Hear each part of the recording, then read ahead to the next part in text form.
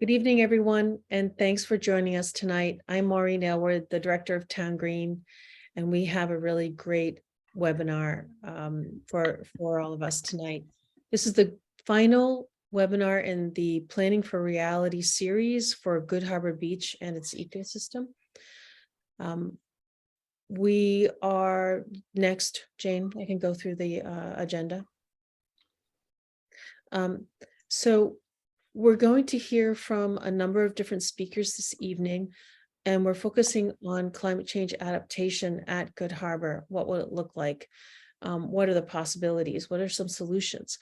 Again, we're going to be joined by Charles Waldheim and Clingen, and they're going to go over climate adaptation strategies as part of their research study and their scenario planning that they've done for Cape Ann. We're going to hear from Chris Leahy, from former conservation director at Mass Audubon. He's retired now, but he's going to take a look at other species and coastal birds. Then we're going to have a video presentation from Rory McCarthy and Clean the Creek. She wasn't able to join us this evening, but we have her presentation with us. And then Jayne Knott is going to round out the presentations, and she's going to talk about adaptation proposals for near-term actions. Later in the presentation, I'm going to run a community engagement session. We're going to use a Jamboard similar to what we used in Rockport's adaptation webinar. And then we're going to have a Q&A and wrap up. So welcome again to the evening presentation for Good Harbor Beach ecosystem. And let's get going. Charles and Kira. Thanks so much, Maureen.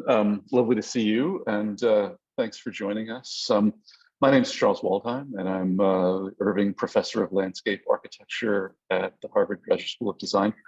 We run a research group at the GSD called the Office for Urbanization. So I'm joined by my colleague, Kira Clingen. Kira and I have been working with TownGreen and the Cape Ann Climate Coalition and good folks on Cape Ann for the past 2.5 years, looking at climate adaptation, thinking through methodology of scenario planning. That work's ongoing, but we're very happy to join this evening's conversation and contribute some of what we've learned and share with you some other resources that we have available.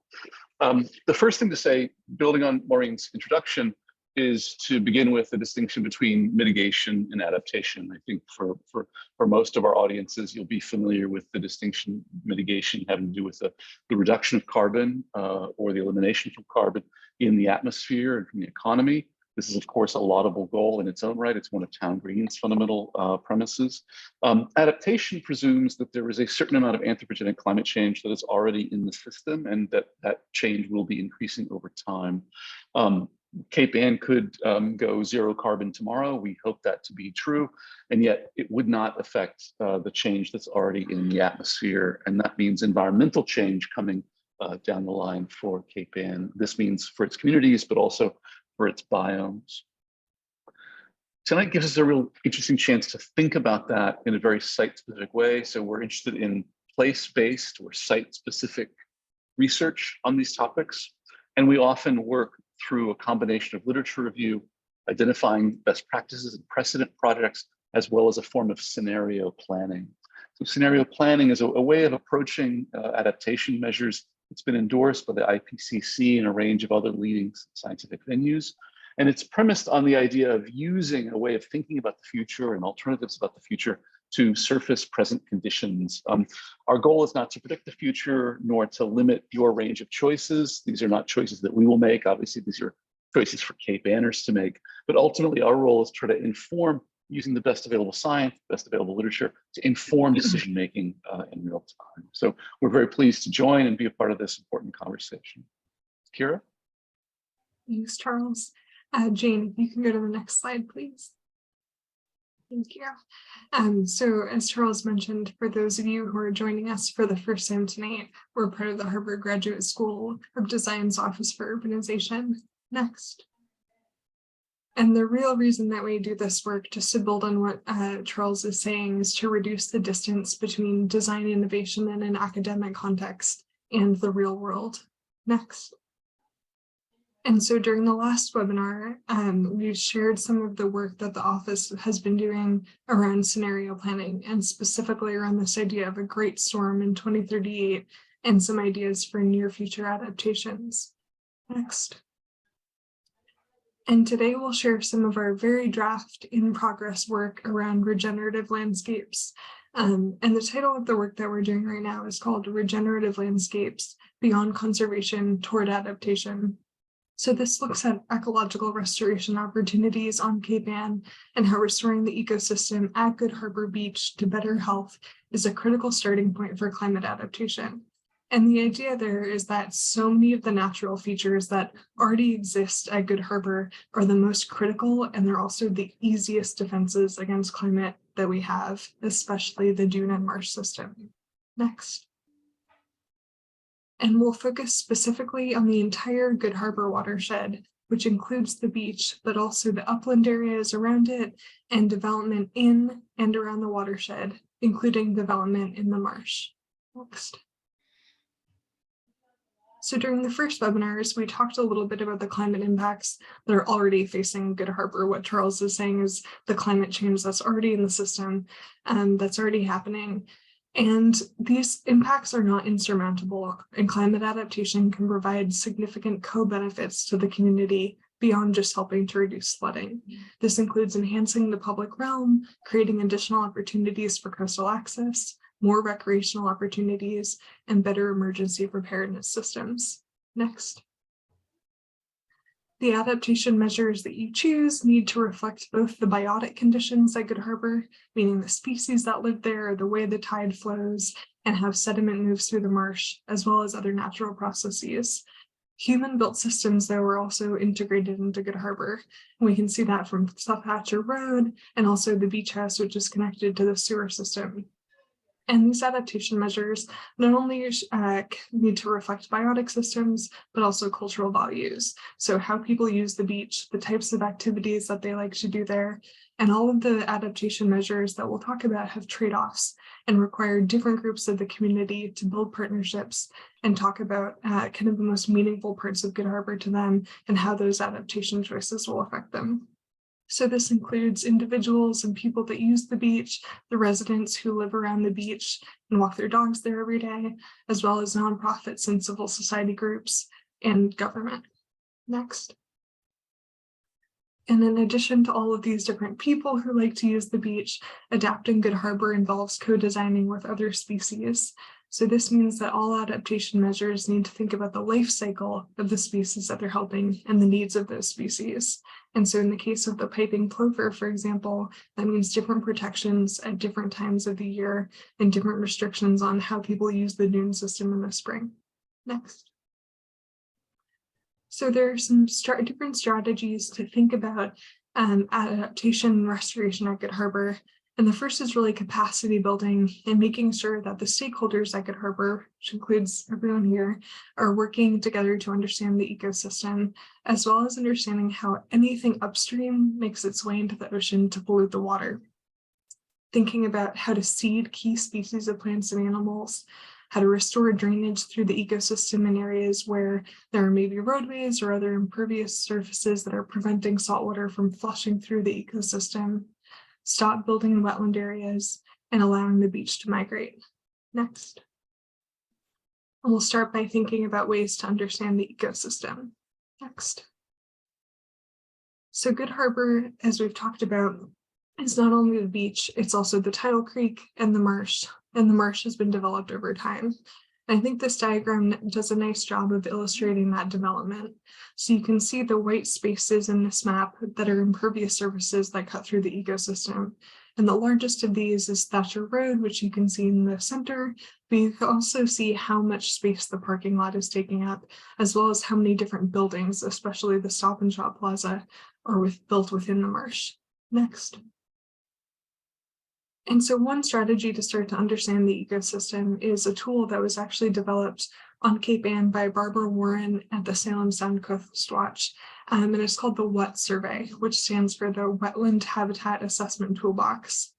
WHAT is used to establish a baseline in different categories, And so funding a multi-year what study is a way to document how the Good Harbor ecosystem is changing, how the marsh is changing, how sea level rise is altering the ecosystem, and also where places are changing due to storm surge. And so this baseline data can be a really important starting point to understand how to move forward. Next. And scientific data from a what study showing how the ecosystem is changing can be used to implement a watershed management plan that's specific to the ecosystem. And a watershed management plan is just a plan for a specific watershed, in this case, the Good Harbor drainage system. And it might include a long-term education piece, a vision for areas of the marsh that are filled in, and places where new species might be reintroduced. Next.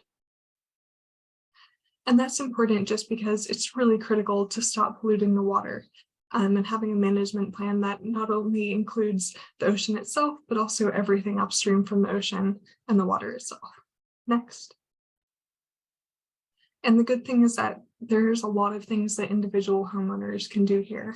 And the easiest thing really is to ban lawn pesticides and chemical storage. That can begin with exploring, replacing lawns with natural planting, like this in this really beautiful image here. And that really means planting the types of plants in your yard that you might see when you're walking around observing what's growing naturally. Things like goldenrod and bayberry and sumac. So the right plant for the right place. Not lawn species, but species that are just adapted to these climatic conditions. Just because it takes a tremendous amount of pesticides to maintain a lawn, the planting shrubs and perennials that you see on your daily walk in your lawn is absolutely a strategy for climate adaptation. Next. And beyond lawns, plants can do a lot. Planting buffer vegetation is really important. Buffer vegetation are plants along the border of a stream or creek. And when you plant this vegetation, you can capture sediment and pollutants that are running off the streets in the roots of all of these plants. And buffer vegetation is normally planted in just kind of rows from a water body back about 30 feet. And you can actually catch a lot of pollutants with just that limited amount of vegetation. Next. And so thinking about plants, another part of climate adaptation is just thinking about the species that can help provide co-benefits by drawing down carbon, providing food to other species, and building resilience. Next. Right now, there are really large parts of the Good Harbor ecosystem that have species that could be better managed, and I'll briefly touch on two of them. The first one is Phragmites. Phragmites is a tall grass that can shade out salt marsh grass. Phragmites ends up growing really tall, normally on roadsides, and it can't handle a lot of salinity. So in areas where there isn't good drainage or a culvert has reduced tidal flow, Phragmites tends to grow. Luckily, this means that restoring drainage through the marsh and increasing the amount of salt water flowing through the ecosystem can reduce the amount of Phragmites at Good Harbor. And there are ways to deal with other species that may be growing too much, like European green crabs. There's some really exciting initiatives in Gloucester included, where chefs are starting to put green crabs on the menu and they're harvesting these invasive species. And so we can continue to build upon those efforts in each community. Next. Different species can be combined with resilient infrastructure like living breakwaters. This is a really amazing example from Staten Island in New York. It's a living breakwater that's a coastal resilient structure, and it reduces wave energy offshore, but it also provides habitat for oysters, shellfish, and seaweed, and also harbor seals. Next. So like I just mentioned, restoring drainage can be a way to deal with invasive species like Phragmites. Next. And this starts with enlarging culverts. Culverts are just drainage systems that let water pass under a road or under another kind of built impervious surface and through them. Next. And there are many culverts in the Good Harbor ecosystem. This is just a diagram highlighting all of them. And they restrict water flow through areas that used to be marsh, used to not have roads or buildings in them. And now these culverts allow water to pass through them.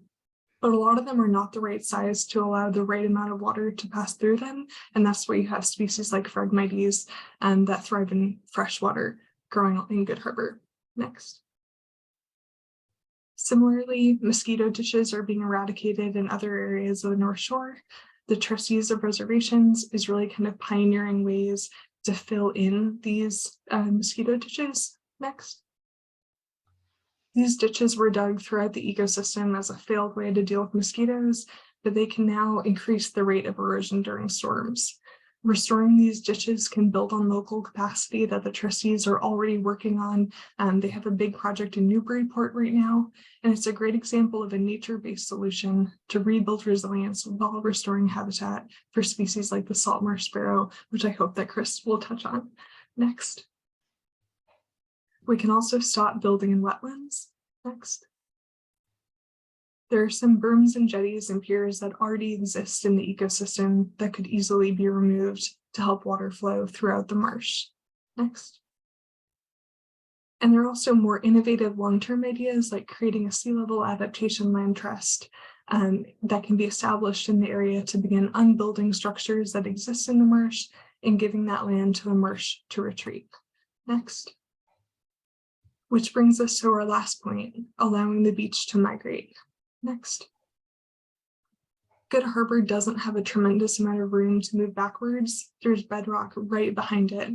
And so if the marsh can't move backwards horizontally, maybe it can move upwards through a technique called thin layer sediment deposition, which is being used in other places, especially along the mid-Atlantic coast. And thin layer sediment deposition involves taking dredged material from nearby areas, like when they're dredging the Annisquam, and then depositing it on top of the marsh, essentially adding more sediment to allow the plants to grow and raise over time. Next. And so thin layer deposition is being studied. It requires really extensive permitting, but a solution that we know works is to just unbuild impervious roadways and parking lots. And we know from Jayne Knott's presentations that those types of infrastructures are already being weakened due to saltwater intrusion. Next. And there's plenty of pavement and different impervious surfaces in the marsh to begin with. And just eliminating a little bit of this pavement from the parking lot, for example, would be a beneficial project. Next. So what do these techniques look like put together? Reinforcing the dune systems and reconstructing the system is critical. Over time, Thatcher Road could be elevated or relocated. Living breakwaters could reduce storm surge to reduce the amount of erosion and also provide habitat for other species. Around the beach, building level adaptation by owners could bring their homes out of reach of floodwaters, and the Stop and Shop Plaza and other buildings that are located on fill might be relocated. Next. This, of course, is on a much larger time scale. We're thinking up to until about 2070 here, which is about 2 mortgages away. But in the meantime, there are all of these incremental adaptation measures that can strengthen the beach ecosystem. Next. And these cross sections just briefly show what these adaptation measures might look like proceeding inland from the coast, with a living breakwater out in the water, a stronger reconstructed dune system, and then other breakwaters within the marsh. Next. And ultimately, the goal of these adaptation measures is to ensure that Good Harbor exists in perpetuity for different people to enjoy. Next. While also making sure that the community is safe in the event of a major storm or other extreme weather events where Thatcher Road may not be the safest evacuation route. Next. Which again are all part of conserving the Good Harbor ecosystem for years for people to enjoy. Next. And I'll post the link in the chat for the URL where you can spend more time with these different aspects of adaptation measures in Good Harbor and also other areas in Cape Ann. Next. Thank you. Thank you, Kira, for that excellent overview. That's just a brief introduction. Obviously, there's more to be said here, but I think the central ideas, the central concepts that we would use to kind of open this conversation would be, on the one hand, we have a history, in development in which we tend to think of the natural world and hard infrastructure typically as opposed to one another in a kind of false opposition or false binary. I think leading thought on these topics is really to think in a more synthetic way in which both green infrastructure or nature-based solutions are supported by and enabled by hard infrastructure, and the relationship between them becomes quite significant. And then the final notion is that these systems, these kind of natural systems, these ecosystems, like a barrier beach and a salt marsh behind, they will, of course, historically move and adapt. And those that can move and adapt, move spatially, they can, in fact, adapt to changing climate. They have done over a very long period of time. And yet, in fact, over the last several centuries, the building of the infrastructure, the hard infrastructure, the transportation infrastructure, the water infrastructure, has basically locked these systems in place geographically and spatially. And as a result, it makes it very difficult for them to move and therefore to adapt. And as sea levels rise, as storm events increase in frequency and intensity, these become quite vulnerable. And so to avoid a kind of vulnerable or fragile breakdown in these systems, we have to think about their mobility. In this case, because of the hard granite behind, probably vertically, among other things, but there are a variety of steps that we can do between now and then to begin to strengthen and build greater resilience in the Good Harbor ecosystem. So thanks very much for the invitation. Looking forward to the conversation. We'll hand it back to you, Maureen. Thanks so much, Charles and Kira. I'd like to welcome Charles Leahy and give him an introduction here. Chris Leahy is a professional naturalist and conservationist. He recently retired from a 45-year career with Massachusetts Audubon Society, where as director of conservation, he was responsible for the ecological management of 35,000 acres of wildlife sanctuaries. He is a recognized authority on birds and insects. He's published works include The Birdwatcher's Companion to North American Birds, The First Guide to Insects, The Nature of Massachusetts, and The Birds of Magnolia. He is also the editor of a series of authoritative books on the flora and fauna of New England and a principal author of State of the Birds, documenting changes in Massachusetts wildlife. Chris, thank you so much for joining us. Pleasure, Maureen. That's my field guide actually is The Birds of Mongolia, not Magnolia. I have a young grandson who I get glossed on the brain as well. Anyway, both wonderful places, of course. Right. Well, I've been asked to talk a little bit about the effect of bird life on climate change, sea level rise, etc. It's a large subject. So I've chosen to focus on two different groups of birds. Next. First is the so-called shorebirds. This is a mixed flock of two species of shorebirds roosting on a barrier beach, very similar to Good Harbor Beach. That's an important function of barrier beaches and other habitats above the high tide line. Next. Just by way of definition, shorebirds is sometimes misconstrued. This magnificent creature is our resident great black-backed gull. It is a bird of the shore, but it is not a shorebird. Next. Shorebirds consist of two families of birds. The sandpipers, this is probably our commonest sandpiper in Massachusetts and New England, the semi-palmated sandpiper. And next. Plovers. This, of course, is our local beach bird star, so to speak. The piping plover fairly recently arrived, actually, at Good Harbor Beach, and a bird that was nearly extinct in Massachusetts until conservation measures were taken to protect it, mainly from vehicular traffic on barrier beaches. Next.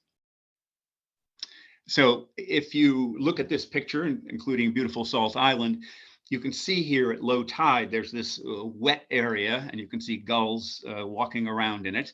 And this is where shorebirds hang out during the migratory periods in order to feed. They tend to feed in this sort of wet area and sort of right at the wave line, so that the waves bring in small organisms, things like marine isopods, other tiny crustaceans, and other sources of food. They'll even pick up bits of carrion if there happens to be, some of that on the beach or whatever. But this is their sort of main feeding area on a sandy beach like Good Harbor. Next.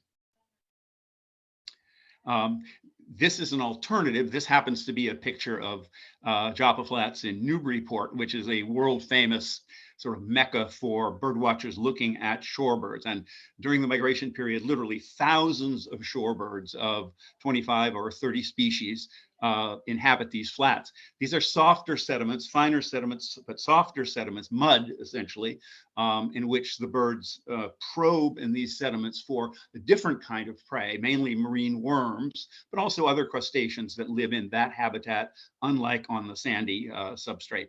Next. The sanderling, if you go to Good Harbor Beach and know nothing about birds, if you see a sandpiper running along the edge of the surf, it's almost certainly a sanderling, very well named. It's sort of the quintessential sandpiper. It occurs worldwide, and it's one of the main constituents of sandy barrier beaches. Next. Another bird that occurs on sandy beaches, but more on sort of muddy substrates. We don't have a lot of vast mudflats on Cape Ann, but there are plenty of muddy areas where this species and others like it occur. Just for your information, there are over 30 species of shorebirds that occur on Cape Ann, and I've seen almost all but 2 or 3 since living here. So it's potentially very rich in that particular avifauna. Next. And this is our common plover. Unlike the piping plover, I think you can see the resemblance. It's kind of a dark version of the piping plover. And it's kind of our commonest plover, the one you're probably most likely to see at Good Harbor Beach. Again, semi-palmated plover. Next. So these shorebirds, it's important to understand their life history a little bit. Most of them nest in the Arctic, in some cases the very high Arctic, as shown in this map, and some in sort of slightly lower Arctic muskeg areas. So they're birds of the tundra. They're also birds, they're among the most long distance migrants of all birds, most of them migrating to Central and many of them to South America, and quite a few as far south as in our hemisphere, Tierra del Fuego, at the very tip of South America. These birds occur circumpolarly, if that's an adverb, many of the same species. And of course, those birds don't migrate to Tierra del Fuego, they migrate to New Zealand. But these birds migrate often in great transoceanic nonstop flights of thousands of miles every year back and forth. So places to rest and feed on appropriate food are critical to the survival of these birds. And many shorebird species are declining because of the lack of finding sufficient food on these great journeys, which are exhausting, but having enough food so that they reach their breeding grounds with enough protein resources to rear young birds is, the issue. And it's been shown many times that many of these birds are losing vitality, so to speak, in the species because of the lack of food for these long migrations. Next. There are a few species of shorebirds that, rather than hang out at barrier beaches, prefer rocky coasts. And of course, on Cape Ann, pretty much any aquatic habitat is associated with some rocks in one way or another. This happens to be a shot of Halibut Point. And there are a number of birds that prefer this habitat, feeding on, again, invertebrate organisms in tide pools and in the intertidal zone. Next. Probably the most spectacular one is the American oystercatcher. Used to be abundant back in Audubon's time until people shot out most of the shorebirds for food, but has recently come back more or less on its own, well, with protection. And there are several other species that also are rock feeders along the coast. Next. So at high tide, or even just at any tide, the other great resource for birds of the shore, shorebirds, are salt marshes. And again, interesting. I was interested in the comments about the canals dug for failed mosquito control and whatever. And one downside to that was that it eliminated the natural salt marsh pools, which of course is where the predators, the real predators as the mosquitoes lived, but also a tremendous resource for these shorebirds. What you're seeing now is a distant view of, this is actually on Plum Island, of some yellowlegs there. And again, they're feeding on various small crustaceans, worms, and other things in the soil. Next. Just a shot of greater and lesser yellow legs, two of our commoner birds. That these are birds that don't occur on barrier beaches that much, but would occur in the salt marsh behind. Next. And this is there are a number of these birds, these shorebirds, because they probe at different depths for their different prey sources in the sediments, in the marshes, or wherever. Many of them have very long bills. This is a whimbrel, a uncommon species, but occurs annually in our area, and I've seen them at the marsh at Good Harbor. Next. And there are other birds, not just shorebirds, that occur in these marshes. Snowy egret, next. And raptors that come for the various other inhabitants of the marsh. This is an osprey, of course, looking for fish in the tidal creeks. Next. This is a snowy owl, as I probably don't have to tell you, and it hangs out in salt marshes, especially when it comes down from its Arctic breeding grounds to spend the winter with us, feeding on ducks, rodents, and other prey, large prey that it can find in the marshes. Next. And this, as Kara hoped would show, is the salt marsh sparrow, which as well has gone through a number of name changes over the years, but actually this is the best one yet because it is a true salt marsh endemic. That is to say, it does not nest in any other habitat. It's been in decline for decades for several reasons, mostly having to do with human intervention, if that's the right word. You can still see them in favorable areas of marshes. They nest in cordgrass, in clumps of cordgrass. And I have confirmed that they, at least a few years ago, they did indeed nest in the Good Harbor salt marsh. I haven't checked that for several years, but at least we know it's apparently reasonable habitat for them. Next. And this is a horned lark. This is a bird that does not nest in the Good Harbor ecosystem, but winters there, sometimes in moderately large numbers. Again, it's coming from the north. You may wonder why it's called horned lark, and that's because in breeding plumage it has two little black feather tips that stick up out of his head. So there are songbirds that are not necessarily endemic to the marshes, but that use the open country habitat, the dunes, even the parking lot for foraging for food. Next. And some invertebrates, some insects. This is the salt marsh dragonfly. Breeds only in salt marshes. So again, and that occurs in our salt marsh, the Good Harbor salt marsh. Next. And this is the common green darner. It's a dragonfly that does not breed in the salt marsh, but occurs in large numbers in migration and finds a lot to feed on, other insects, namely, including mosquitoes, in the salt marshes, dunes, etc. And you can also often see swarms of them coming ashore over the ocean and going towards the salt marsh and elsewhere inland. Next. And finally, this is common wood nymph, and it feeds not exclusively, but mainly on cord grasses, on salt marsh cord grasses.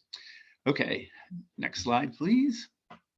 Okay, the other group of birds I wanted to focus on are diving birds, marine diving birds.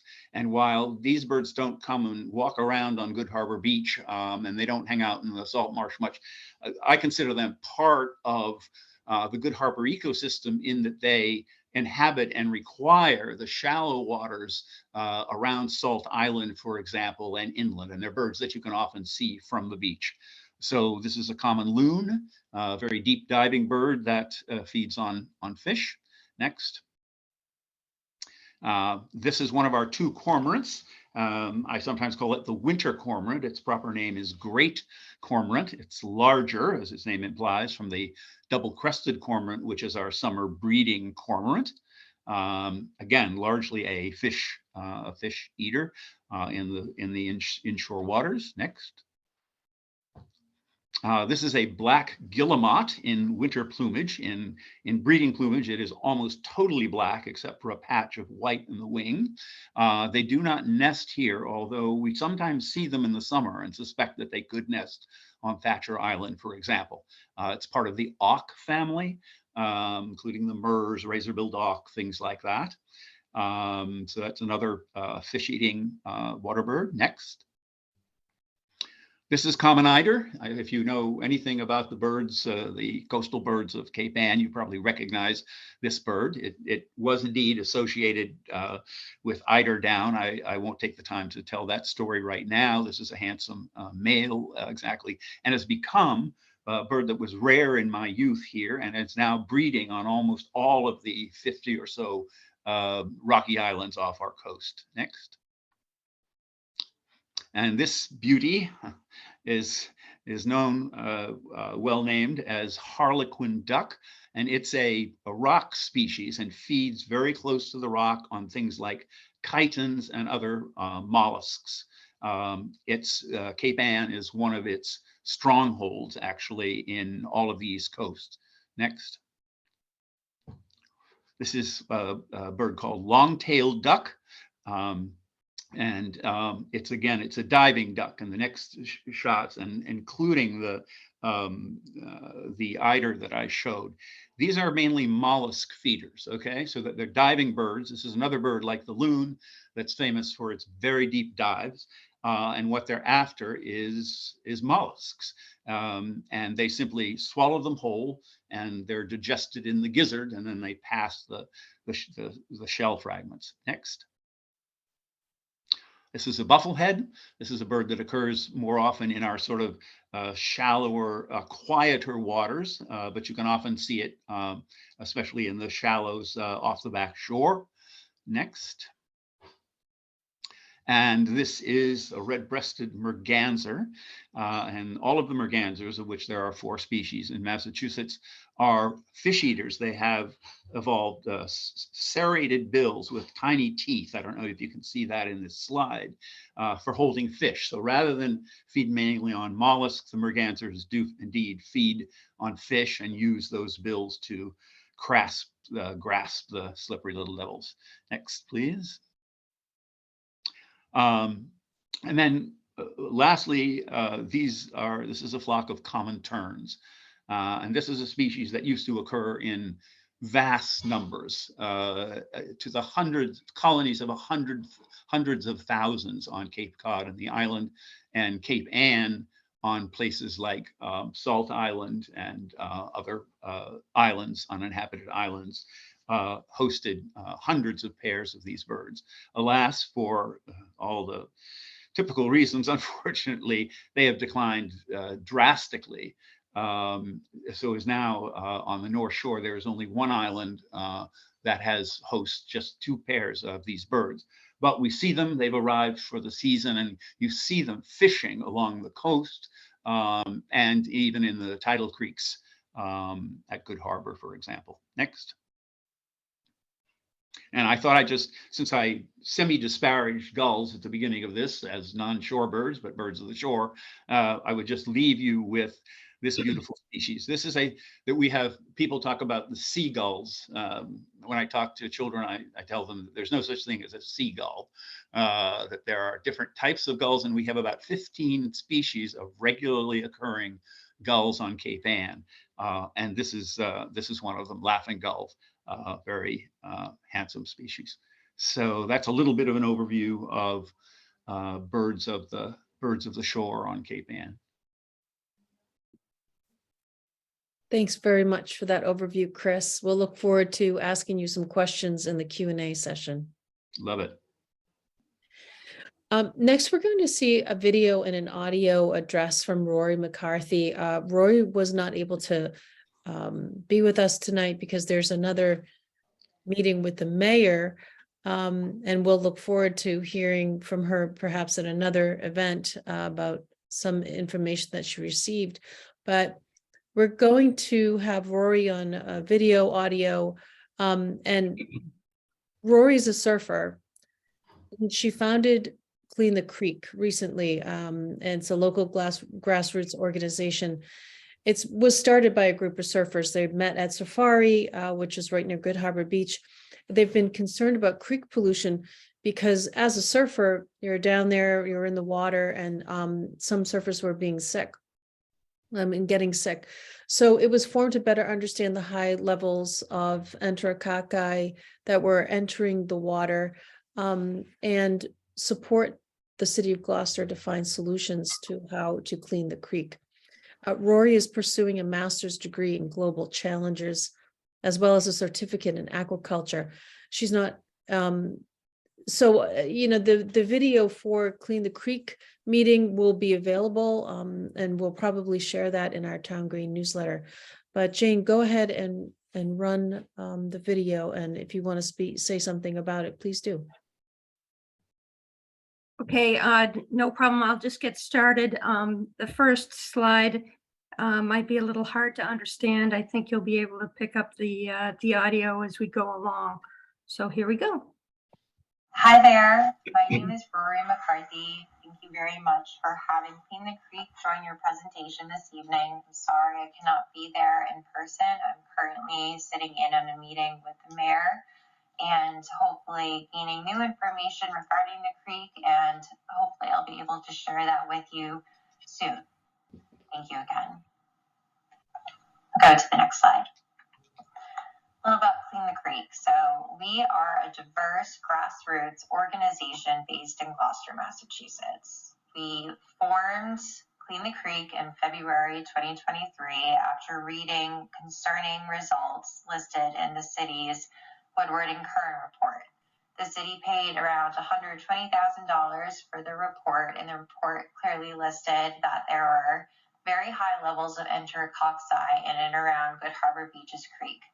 I'm a surfer, and many people believe they're impacted by what was in the water and decided to take a stand, join together, and see how we can work with the city in a symbiotic and supportive way to address what seems to be an infrastructure problem and clean the creek. And to emphasize, all the data information and what I discuss in this presentation is based on everything provided before the mayor's May 24th meeting. So as everyone knows, Good Harbor Beach is the crown jewel of Cape Ann. It's arguably one of the most important economic focal points of Gloucester and the surrounding community. Last summer alone, from parking revenue, Gloucester was able to rake in around $1 million just from parking. Good Harbor Beach has a massive economic ripple effect on the surrounding area. Think of all of the thousands of people that drive hours to go to the beach or choose to stay in Cape Ann, use an Airbnb, a rental, go to the beach, go to an ice cream shop, a bar, a restaurant, go up and down Main Street. Good Harbor Beach provides the backbone to Gloucester's economy right now. And it was highlighted in North Shore Magazine's May campaign. It was on the front cover, which was amazing. And also from an ecological standpoint, Good Harbor Beach is part of the Great Marsh, which stems from northern Massachusetts into southern New Hampshire and is home to cordgrass and seagrass, which we'll talk a bit more about in a few moments. But fun fact, seagrass can capture more carbon than the rainforest, which means it's an ultimate carbon sink and another reason to preserve and protect and clean up the area to capture more carbon. Please turn to the next slide. So the problem, enterococci. What's enterococci? It's a funny word, sounds overwhelming. Well, it is a bit overwhelming. So enterococci comes from the intestines of animals, including birds, as stated by Woodward and Curran, and humans. it is an indicator of fecal matter. And to preface, shellfish beds are closed when there are high levels of E. coli and fecal matter in the water. Shellfish are one of the first ways to indicate a water problem in an area. The shellfish beds around Good Harbor Beaches Creek have been closed for over 10 years. So that's a problem. The Woodward and the shellfish beds are controlled by DMF and our amazing shellfish constable, Pete. And if that is an indicator of anything, it's an indicator that there's been a problem going on for a while. The Woodward and Curran report listed the presence of both human and avian DNA, which makes sense because every time you go and drive by the marsh area behind Good Harbor Beach, you see a lot of birds. But the fact that human feces or human fecal matter is also listed as a problem is extremely concerning because that is coming from probably, based on the report, infrastructure that can be addressed. To preface, the level that should not be exceeded in regards to enterococci is 104 colony-forming units per 100 milliliters. In 2021, we had really startling and concerning numbers. The average for the month of August in 2021 was 2,768. There is a reported high of 24,200 in August 2021. The report listed the areas that they tested, as well as highlights of places that should be further investigated. These include Witham Road, Thatcher, Stop and Shop Bridge, Hart Street Pump Station, and Neptune Place. Now, as you know, every time it rains, you see everything around the Hart Street area flooded, which makes sense. But I guess a concern that's been brought up to members of Clean the Creek is if that area is flooded and overwhelmed, where is the already overwhelmed infrastructure fluids going when the report listed that there is infiltration and exfiltration? Please turn to the next slide. So this report shows that there are high levels on both incoming and outgoing tides, meaning that it wasn't just the outgoing tide that yielded high numbers, but on August 8th, 2021, there was a high of 24,196 on an incoming tide, which that's very high, especially when you consider that 104 is the number that should not be exceeded. Please turn to the next slide. This is a picture of a video provided by a former lifeguard from 2 or 3 summers ago, I believe 2 summers ago, that showed what happens after a rain. And it makes sense because we've been dealing with some unique weather situations, but that's a picture of the creek the day after a super rainy event. Excuse me, my allergies. And the report listed that the really high numbers were correlated with wet weather events this summer. And that makes sense because Gloucester's population jumps by tens of thousands of people in the summer months, which means that the already overwhelmed infrastructure is being even more overwhelmed. And during this time, there are more flash floods, wet weather events, thunderstorms because of what's going on with our environment. Please turn to the next slide. So the interpretation of the data, as I stated, bacteria numbers seem to trend higher in the summer months, and the infrastructure seems to be one of the main problems. In the initial report, infiltration and exfiltration were listed, as well as the Hart Street Pump Station, which should be focused more on, and some of the storm drain pipes, and other kind of sewage infrastructure, which in a way that's good because this obviously is going to be a very expensive as well as long process to fix, but it can be fixed, at least based on the data and all of our conversations that Clean the Creek members have had. That appears to be the case, and that means that a plan can be made. Please turn to the next slide. These are pictures that show infiltration and exfiltration provided by Woodward and Curran. And one of the main stops is the Hart Street sanitary sewer. And the picture to the right is the major pipe. And this is important to note that there's documentation of infiltration. And usually where there's infiltration, there's exfiltration.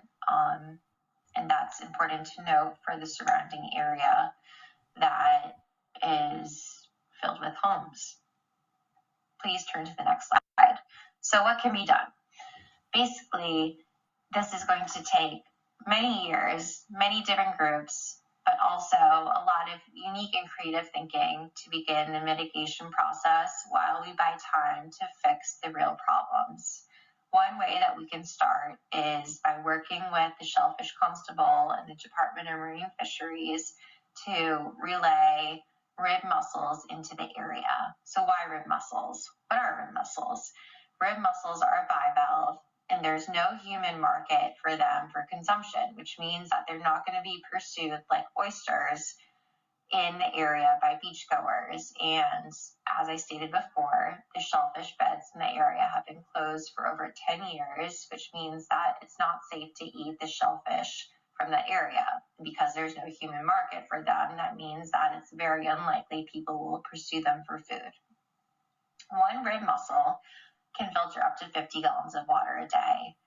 Right now, NOAA, the Audubon Society, New York Harbors, working with the New York State government, Rutgers, and some other universities to study and implement the amazing ways that rib mussels can support coastal communities.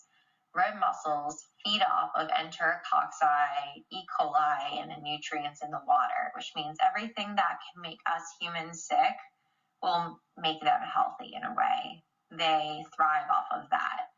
Rib mussel excrement is actually an amazing fertilizer for seagrass and cordgrass and supports the growth of carbon capturing marine grasses. Woo! And they also help to bind seagrass and other forms of sediment, which helps support problems that arise from coastal erosion, which, as seen, we're dealing with rising waters and more floods, which is leading to more erosion in areas that are depleted, like the Great Marsh area, especially if their ecosystem's a bit out of balance. And invasive species like the green crab are burrowing and taking out cordgrass and other marine grass areas. That means carbon's being let back into the atmosphere, and it's easier for coastal erosion to happen. If the water over time gets cleaned by the rib mussels, we hope to attract top predators such as baby striped bass to enter the area once again and go after invasive green crab species, which have been wreaking havoc along Cape Ann. Please turn to the next slide. So this picture was sent to us by a member of Clean the Creek.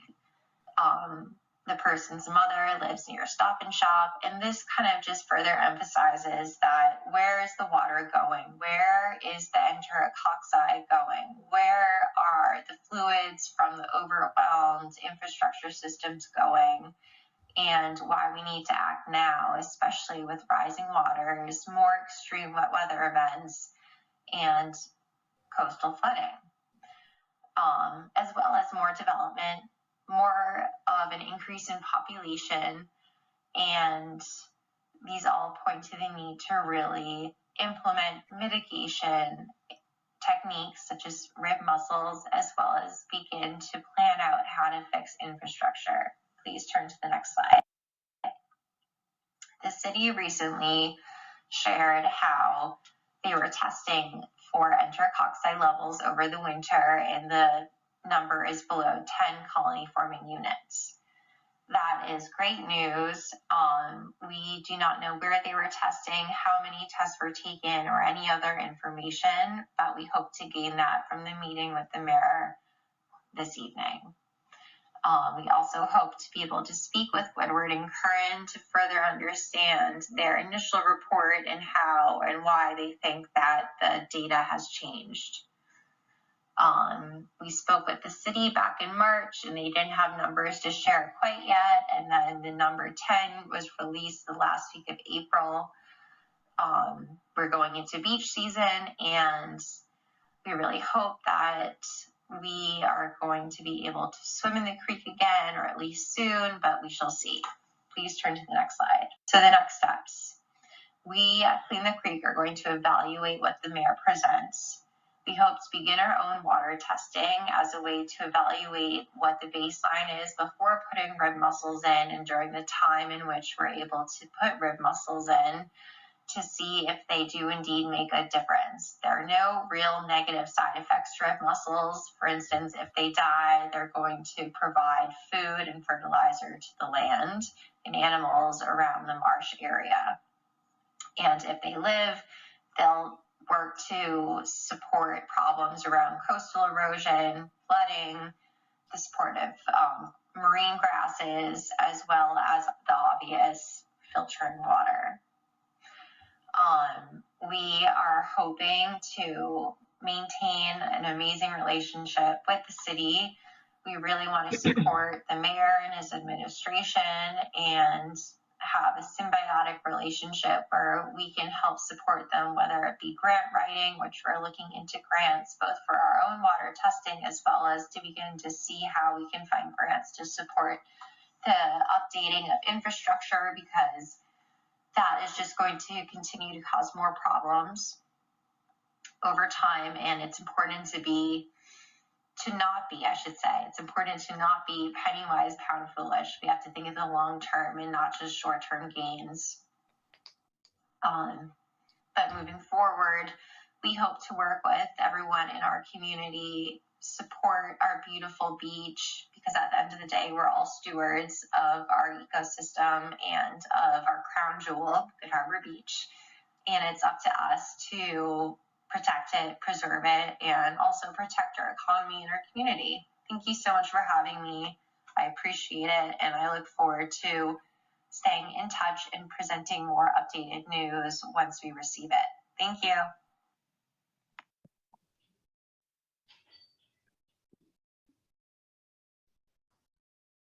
Thanks so much from Rory. Now we're going to hear from Jayne Knott. Jayne is the president of HydroPredictions, which is also the founder. It's an environmental consulting firm specializing in groundwater hydrology, groundwater remediation, and climate change adaptation.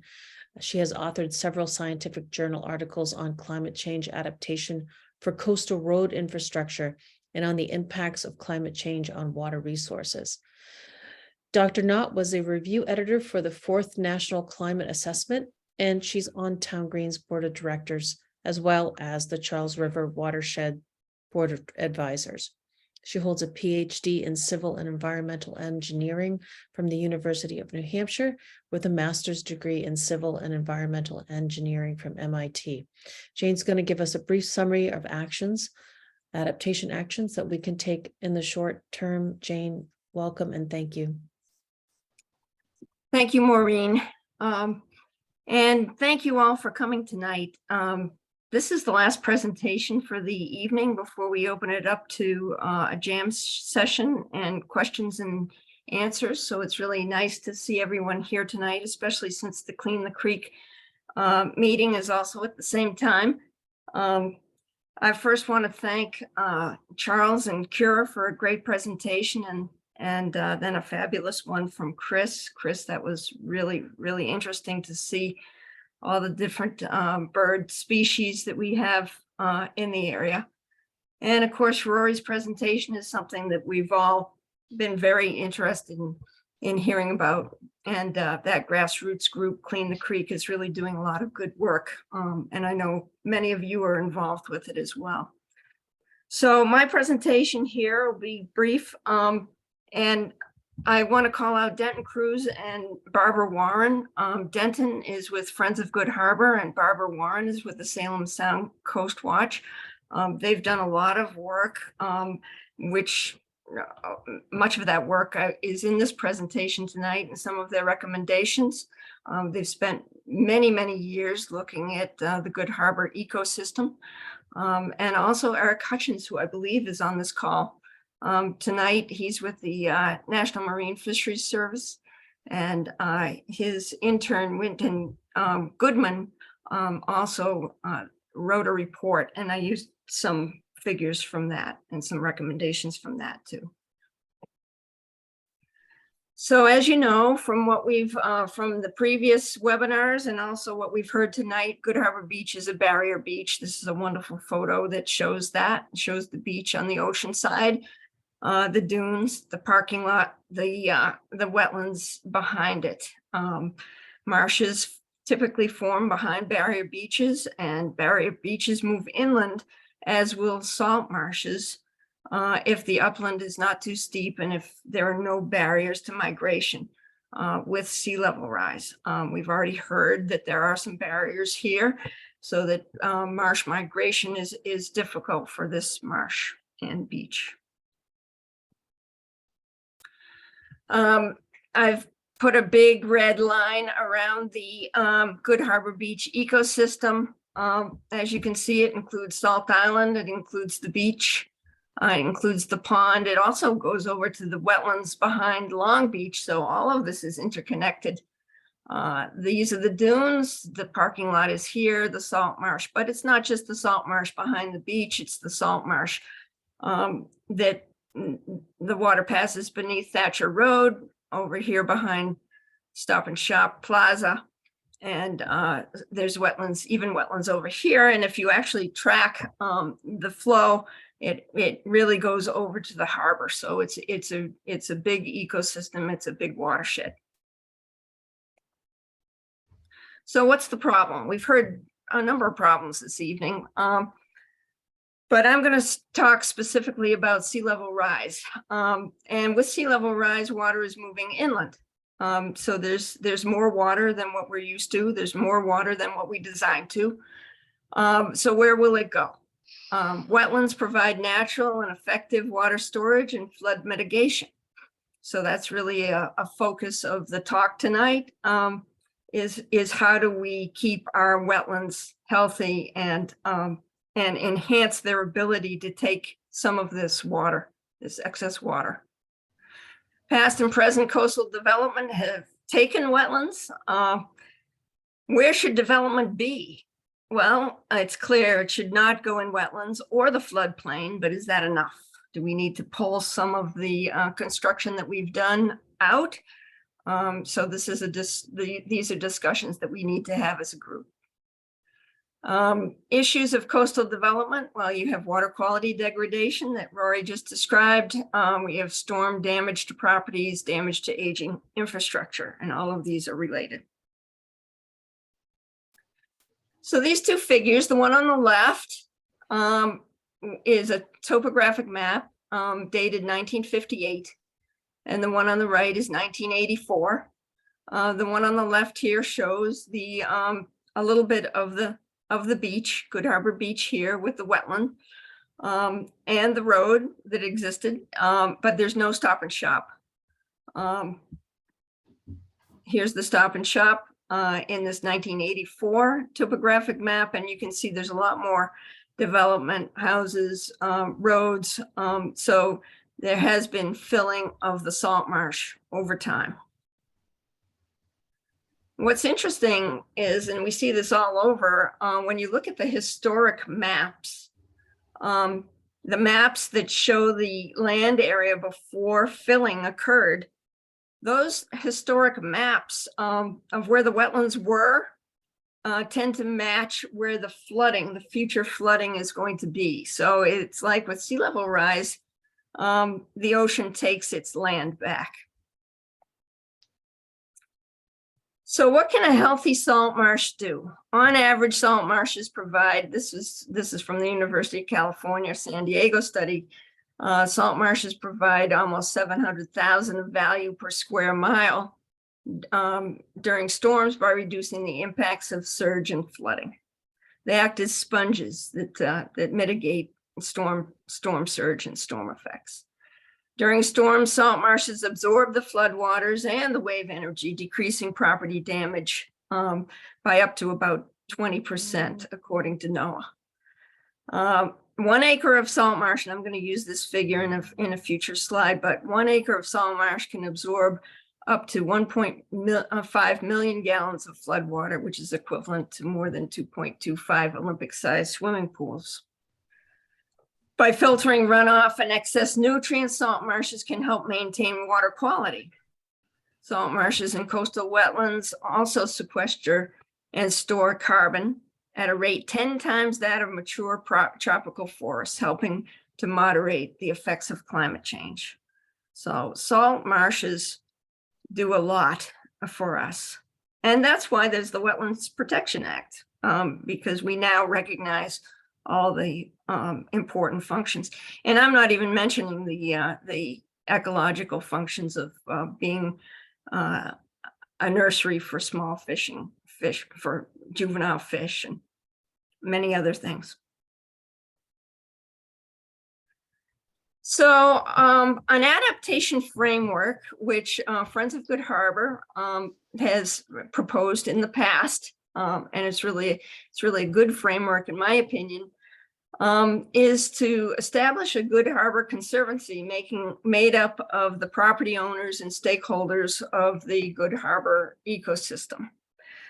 And then to come up with a master plan of what it is that we do to enhance this ecosystem and to plan for sea level rise and climate change.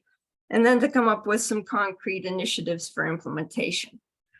A barrier beach ecosystem is complex with many important feedback loops.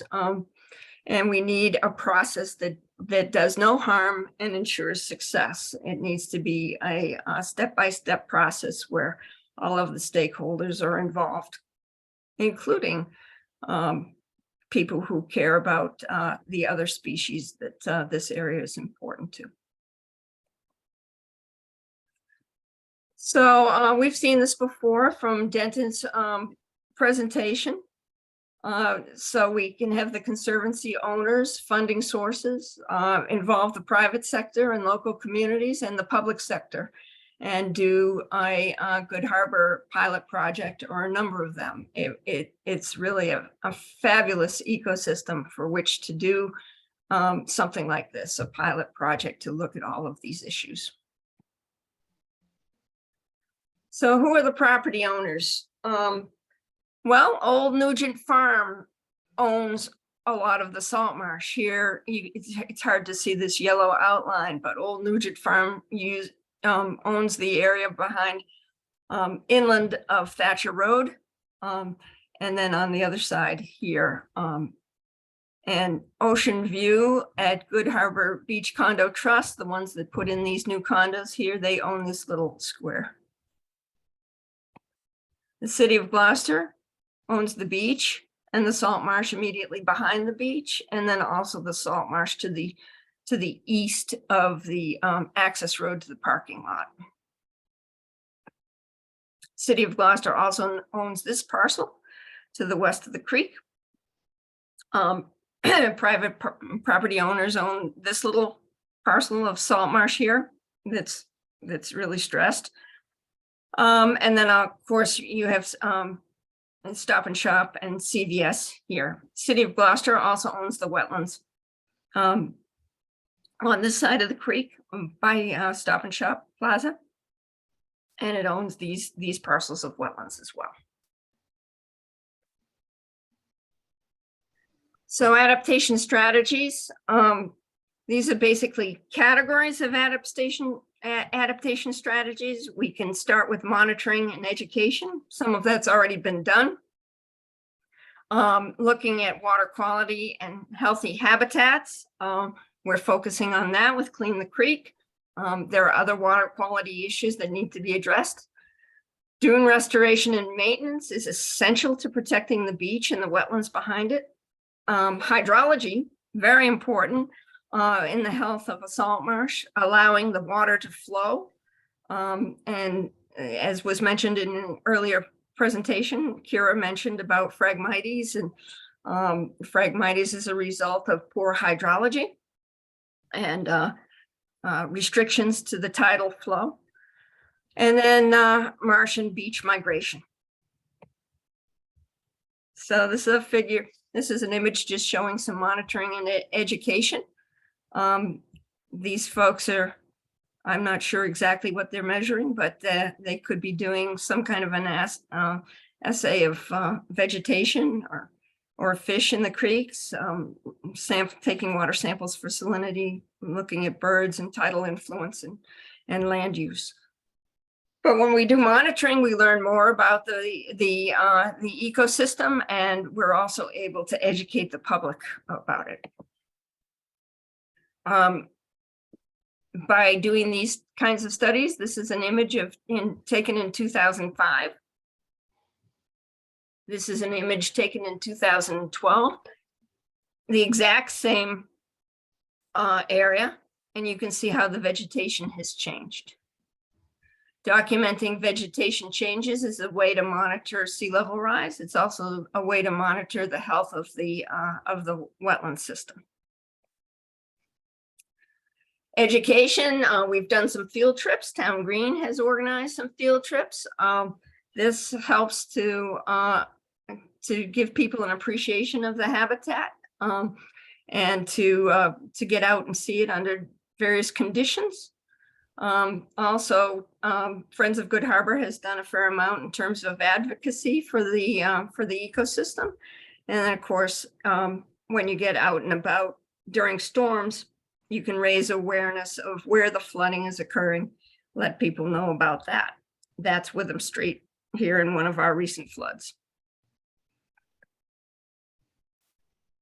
Water quality and healthy habitats.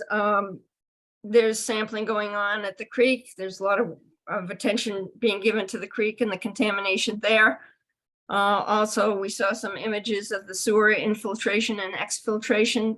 This, by the way, is going to get worse with sea level rise. Groundwater also rises with sea level rise, and it can infiltrate pipes and cause exfiltration of sewage if the pipes have cracks and aren't maintained. There are areas of VOC, which is volatile organic carbons, contaminants, which could be TCE or PCE, toxic contamination, that need to be assessed. And there's stormwater runoff, catch basins that need to be cleaned, and a reduction of chemical lawn treatments that was mentioned by Kira. These images are showing how we can protect the dune. The image in the middle is showing how the dune was eroded during a storm. American beach grass is great for protecting the ocean side of a dune. It's very, very resilient to salt water and to wind and to wave damage. Beach pea, excuse me, is also good for salt spray, wind and waves and flooding. And the beach plum grows in more of a protected area on the backside of dunes. So these are just examples of things that can be planted to enhance the resilience of our dunes. And then there's a whole set of projects that can be done to improve the hydrology and to restore marsh. So this is an aerial photograph showing the parking lot, which was really filled marsh. This area over here is impacted marsh, which is east of the parking lot. The flow into this marsh has been impeded by the presence of the parking lot and the access road.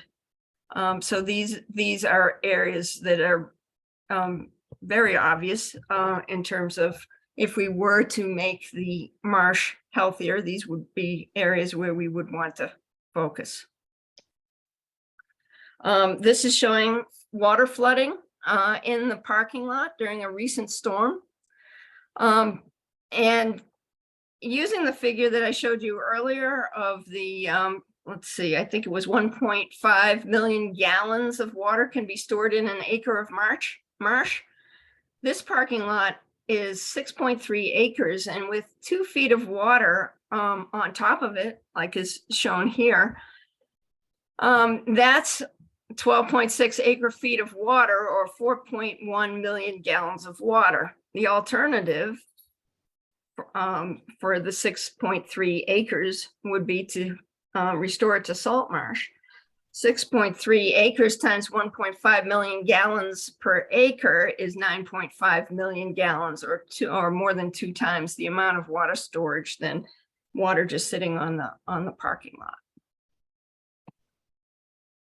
And again, this is an image of the impaired marsh east of the parking lot, which can be restored.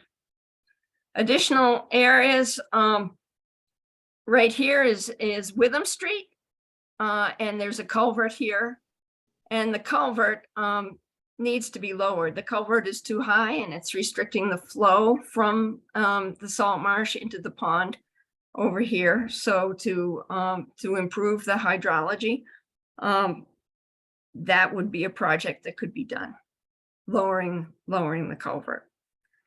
You would need to do a hydrologic survey. You'd lower the grade of the culvert. You could do creek channel restoration. You could clear a stream path to allow increased hydrology, and clean the storm drain there. This is over by Stop and Shop. This is the entrance road to Stop and Shop off of Thatcher Road. And on the left, there's an area that's actually mowed. It's really wetland, but it's mowed like a field, like a grass field. And it's stressed wetland because the culvert is blocked, and the vegetation is being kept back by mowing. So that's a potential restoration site. This is a parking area behind CVS that doesn't really get used much. This was a previously restored marsh by the city of Gloucester, restored this marsh. This would be another area that could be used possibly to increase our marshland. So basically, salt marshes are good.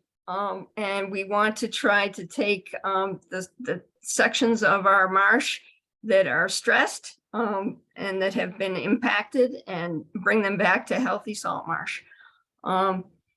So the next steps, and this we can discuss either in this meeting, or we're planning on having another more informal meeting to continue this work, and to continue to take steps forward to make improvements. Number one would be to establish the Good Harbor Conservancy, like I previously mentioned. That would be made up of the owners of the beach, salt island, salt marsh, salt ponds, wetlands, and buffer zones. Owners ideally would agree to participate and abide by currently available instruments of conservation, just agree to protect this important resource area. And we could consider working with the Essex County Greenbelt Association. Friends of Good Harbor has already spent a fair amount of time thinking about this, and they would be important partners in, bringing this forward.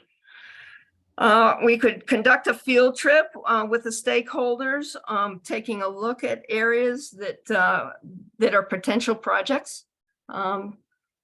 And we could develop a master plan for the Good Harbor ecosystem, or the watershed that was suggested by Kira. We would work with Good Harbor Beach partners, of which there are many. Friends of Good Harbor, Salem Sound Coast Watch has done a lot of the work, and they're still interested in being involved. And then the Town Green Collaborative on Ecological Restoration. This collaborative includes the City of Gloucester, the Harvard School of Design, Cape Ann Climate Coalition, Water Alliance, and Manchester by the Sea. And they're interested in doing projects to restore important ecological areas, of which the Good Harbor ecosystem would be a very important candidate. And then once a plan's developed, to implement 1, 2, maybe 3 projects. to take steps to build resilience in this area. So that's it. Thank you. And I've already mentioned these folks, but they've done some great work. And I believe they're on the call tonight. So, or some are on the call tonight, so they may want to participate. Thanks, Jayne. Thank you. We're going to move into the community engagement session, and we're going to use a Jamboard. It's a Google tool that's part of the Google Suite that you get. And it's really a cool opportunity to engage folks on our in our audience this evening. And so I'm just going to share my screen and give you a little tutorial. And the purpose of it is, obviously you've heard from Jayne, Kira, Charles, from Chris and Rory this evening, and there's a lot of information there. Some of them have talked about stakeholders. Some of them have given you examples of adaptation projects that could be done around the Good Harbor ecosystem. But what we really want to gather from you are your thoughts on what you see. Who are the stakeholders that you see that are needed to be engaged. And I'm going to put a link into the Jamboard in just a moment. And then I'm going to share my screen and explain to you how to use this. Sorry for the delay here. So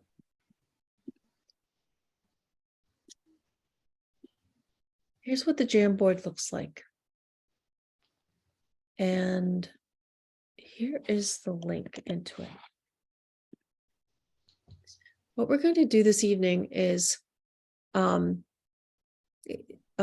use these little sticky notes here. So each of these boards, which you can see, you can toggle back and forth. There's 3 different pages in which you will be adding your thoughts. And you'll use this piece here to click on it, and you'll come up with a sticky note that you can just write on Good Harbor Beach, like that. There's a question, a prompt question, and that to respond to. You can change the color of your sticky note to anything that you like. And the idea is to, as I mentioned, just click on it, write on it, and then it will show up here. You can move it like this. You can ask questions. You can put information. I have an example here for this one, key stakeholders. We'd like your thoughts on who the key stakeholders and individuals or groups that should be consulted about adaptation efforts at Good Harbor Beach and around the ecosystem. We've heard a lot about that this evening. So go ahead and try it. You can toggle between these different boards. Key questions to ask, like, what do you want to be asked? And what are your thoughts about it?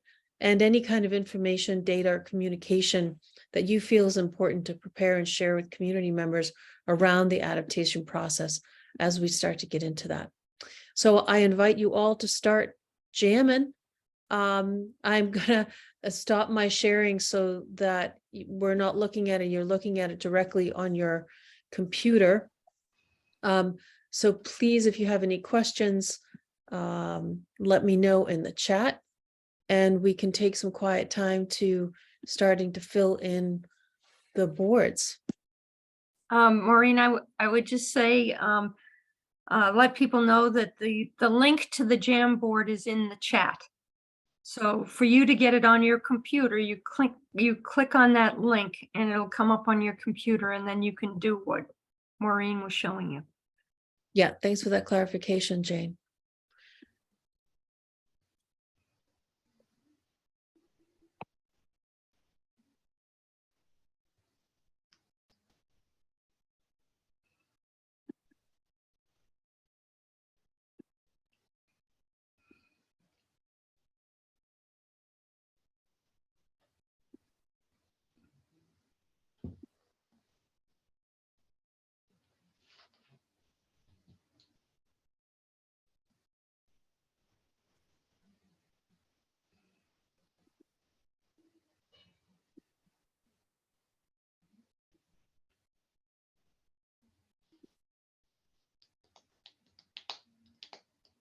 Hoping people will get on and participate. We are only seeing a few here. If you have any questions, let me know. And feel free to move between the boards to add your thoughts and ideas.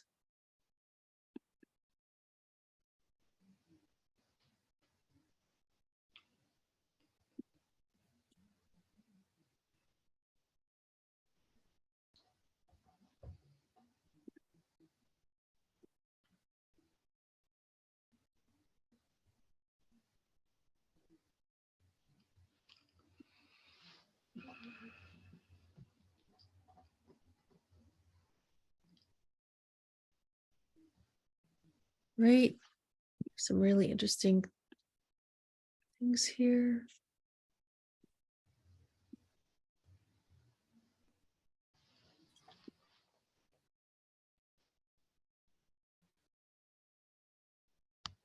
Well, we'll spend a few more minutes on this, so we can also get to the Q&A.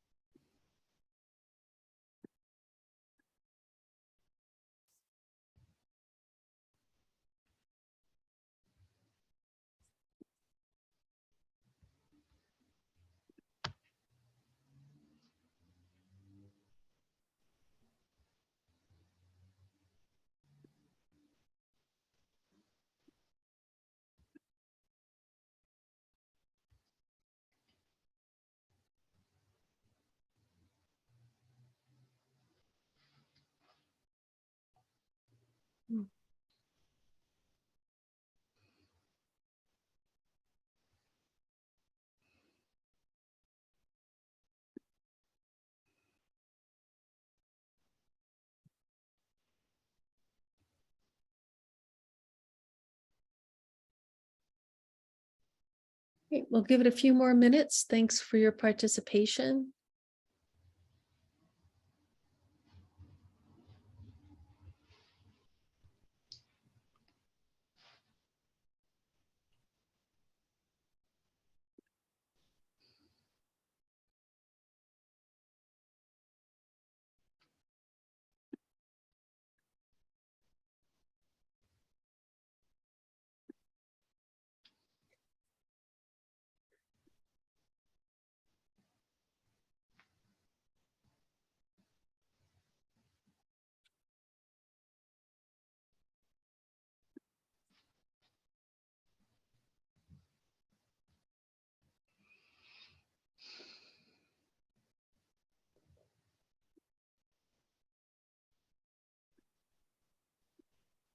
Okay, I still see that there are folks participating. Wonderful, thank you.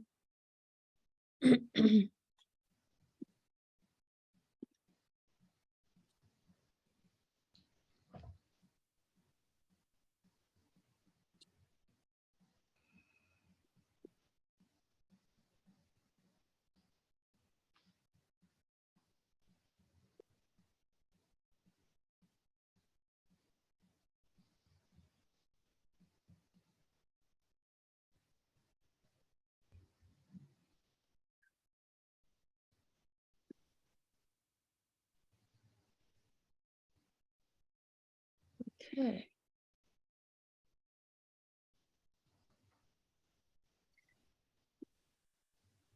You can continue to work on the Jamboard if you'd like, and we're going to move into the Q&A session right now.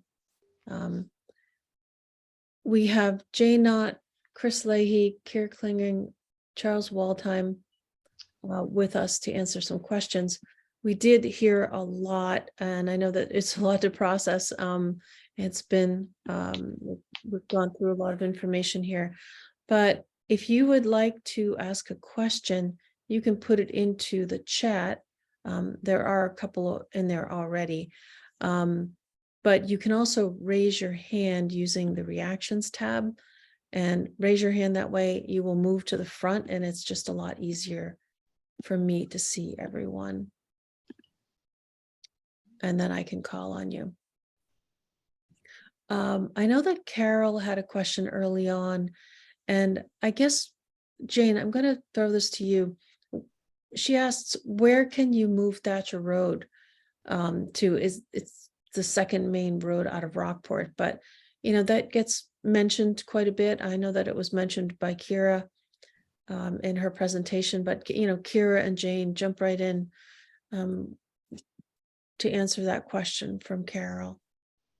Yeah, so I'll jump in. I don't really think that you can move Thatcher Road. I think that you can raise it. There'll be sections that perhaps need to be raised. But you're correct. There's really only two roads that go into Rockport. There's the Upper Road and there's Thatcher Road. There's Eastern Avenue and Thatcher Road. And Kira, you might have some other ideas, but rather than abandoning the road, I would think we would consider other options first. I can just build on that and say there might be a way to build on Jayne's answer, to build a bridge that just allows for more drainage throughout the entire roadway and doesn't kind of create that impervious block so the water can't move under the marsh. I see Eric's hand might be up to contribute to this as well. Okay, Eric, come on in. Eric, you muted. Can you unmute?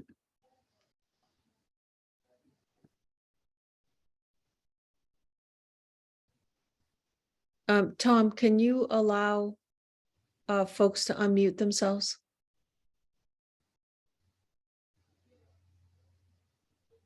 Maureen, well. Okay, there we go. There we go. That's it now. I'm unmuted. Yeah, two things.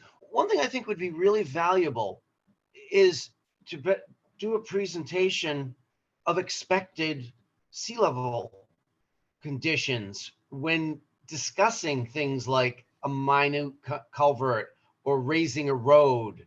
We didn't really cover that, and because there's a reality, you can't design things for today's sea level rise.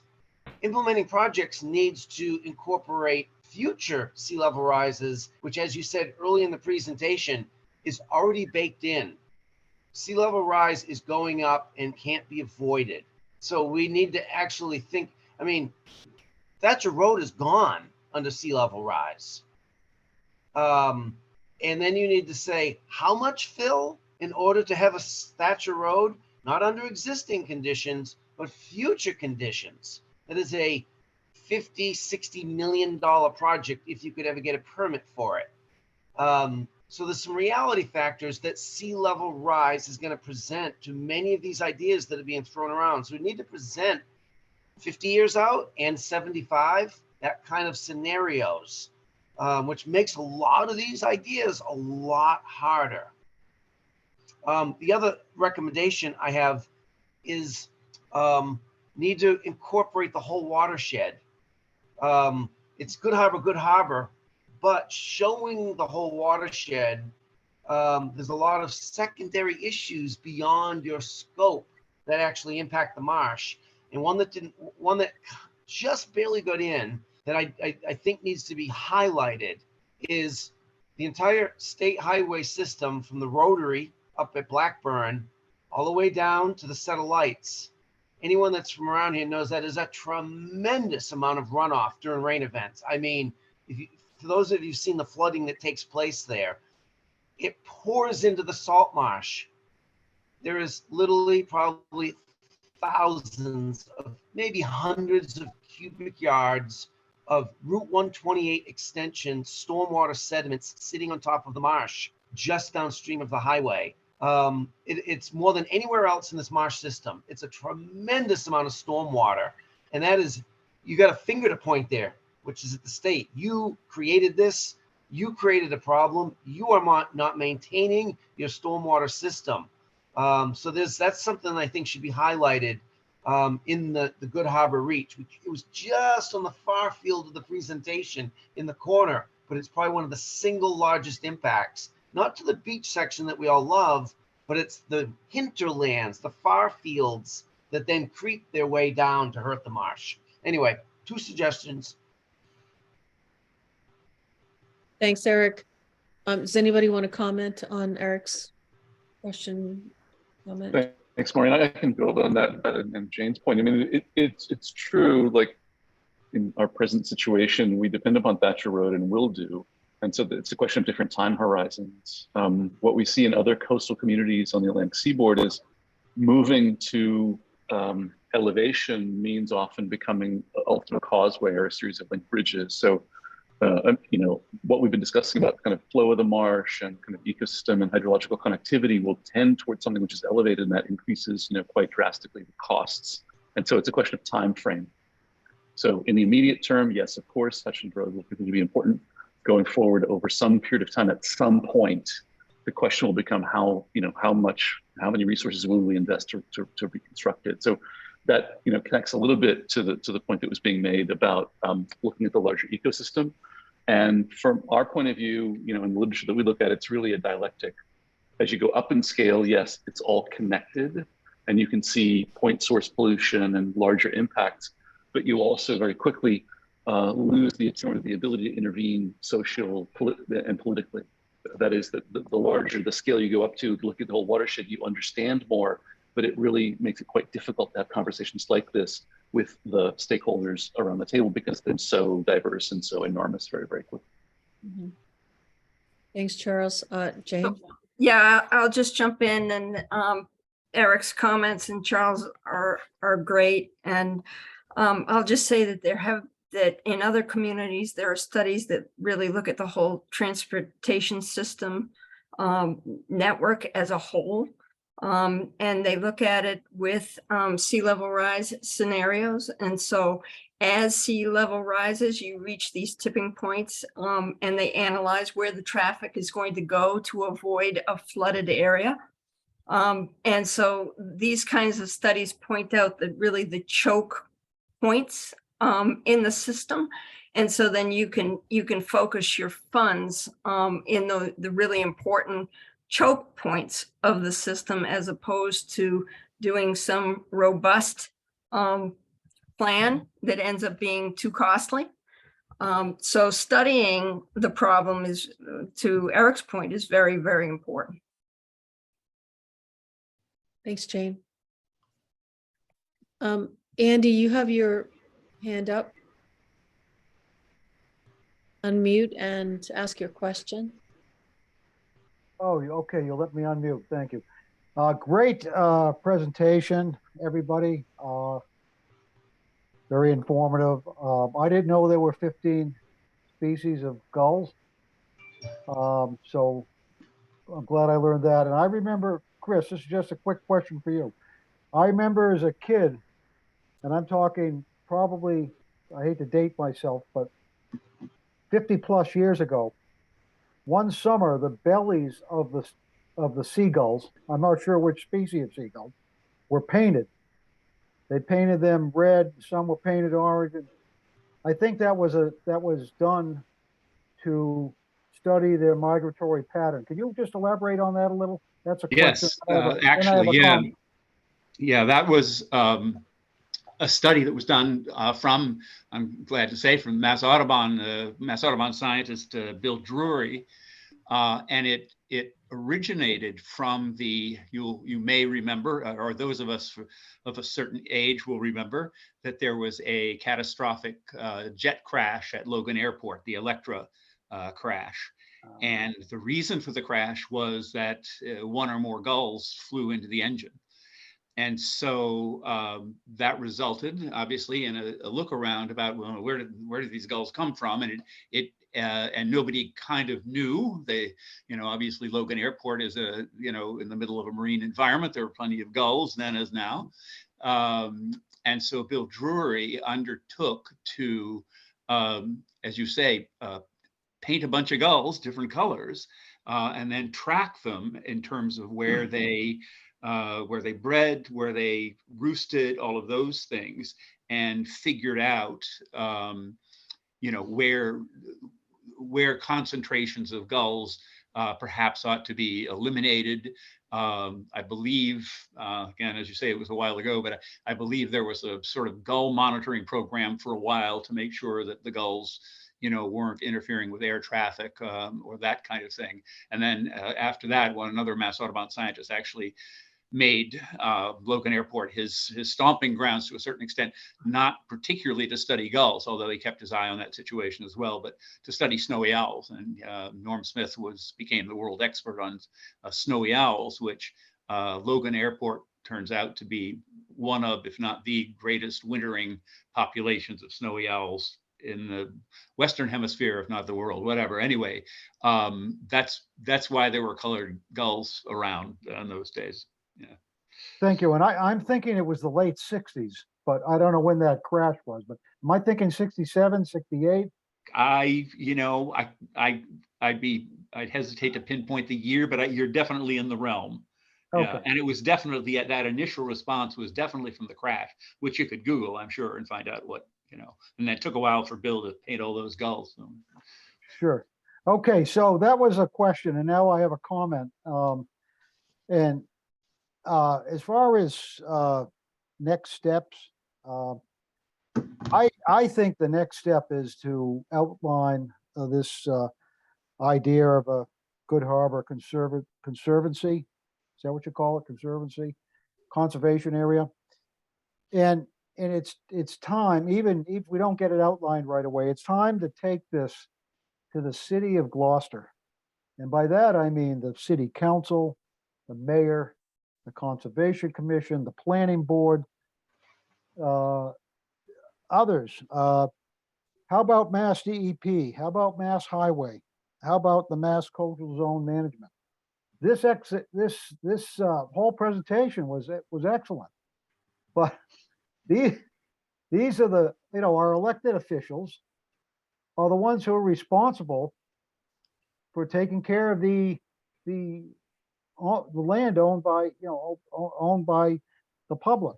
So I don't know how quickly we could pull something together like that, and I don't want to dump a lot of work on others, but I think that's something for discussion. I'm bringing that up for discussion. I don't know whether Town Green can do that or what, but how do we get the government, the local city government officials talking about this? Panel, do you have comments on this? What Andy is saying here?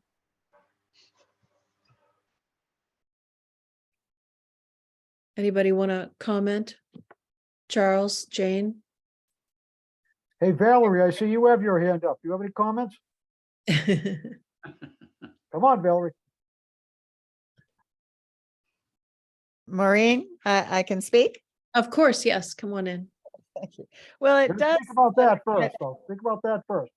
It does relate to the politics of all this. So the comment, Andy, that I was gonna make was that I heard some of the dollar figures about elevating Thatcher Road, 50 million. Then I hear Eric talking about getting the state to deal with vast stormwater runoff out of the infrastructure, the extension.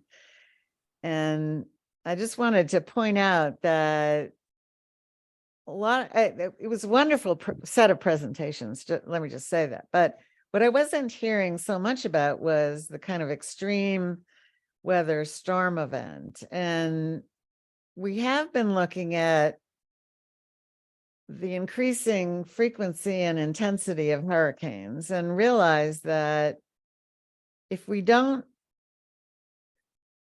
do a lot of these measures ahead of time, we're going to have some pretty devastating storm events. And then the road of Thatcher Road will be taken out. Absolutely.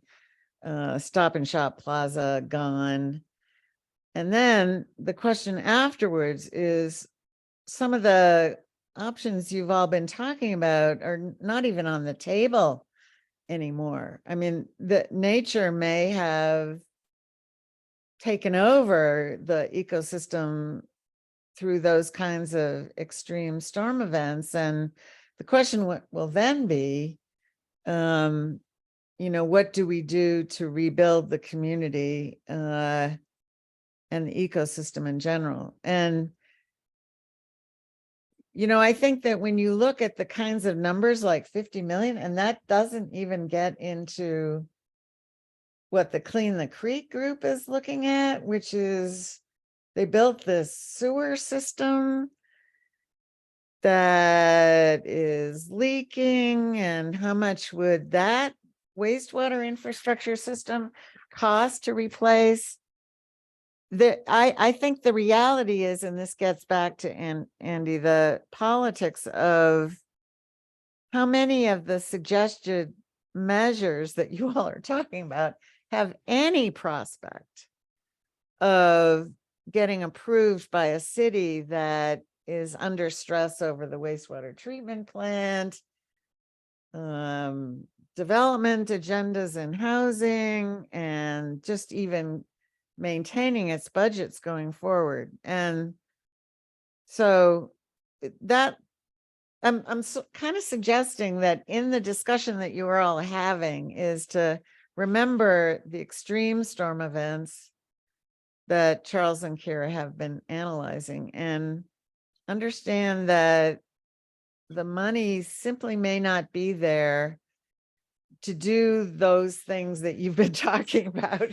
And then to start thinking about when a hurricane hits, the level of devastation that would occur to the ecosystem and Stop and Shop Plaza and Thatcher Road and all of that. And then start to think about the resources available and what rebuilding would realistically look like. And it's a bit like nature having its way, and the realities of the amounts of money you're talking about and the competing pressures on the budget. And then I get back to you, Andy, which is, I think it would be great to have a group formed, but I think there's a certain amount of reality here about the numbers you're passing around and whether there's any hope at all for securing that kind of funding locally or from the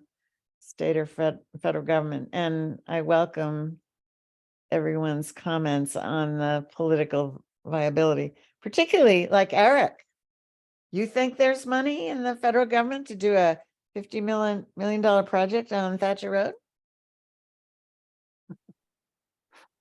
A question for Eric. I don't have a specific answer to that.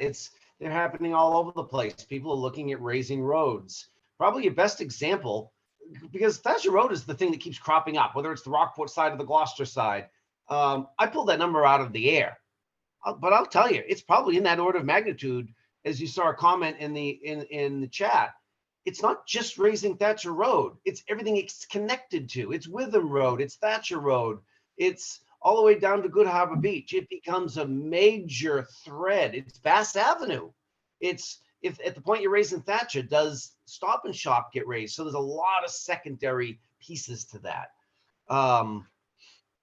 What I would point people to is an alternatives analysis that was done in just the past couple of years, the most extensive in the state of Massachusetts, to raise a road, which is Argilla Road that leads to Cranes Beach. The one little section between the castle and the parking lot has been studied extensively, more than any other road raising project, maybe in New England through a salt marsh, and it comes down to dollars and cents in it. So I would suggest anybody who's interested in that question to look at the reports that are filed with Ipswich. Thanks, Eric. I want to get to Carol. Carol, unmute yourself and ask your question.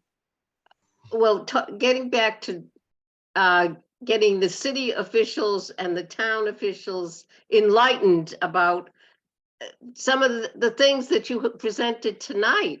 I really think you should have a meeting with Gloucester councilors and the mayor and the Rockport's Board of Selectmen and the DPW, Rockport DPW and Gloucester's DPW. You should have one that's just the major officials who are the ones that will have to deal with this, that will have to try to get the money to, whether it's to raise a road or to find different routes out of Rockport. If you can't get out of Thatcher Road, which I happen to live on very close to Gloucester.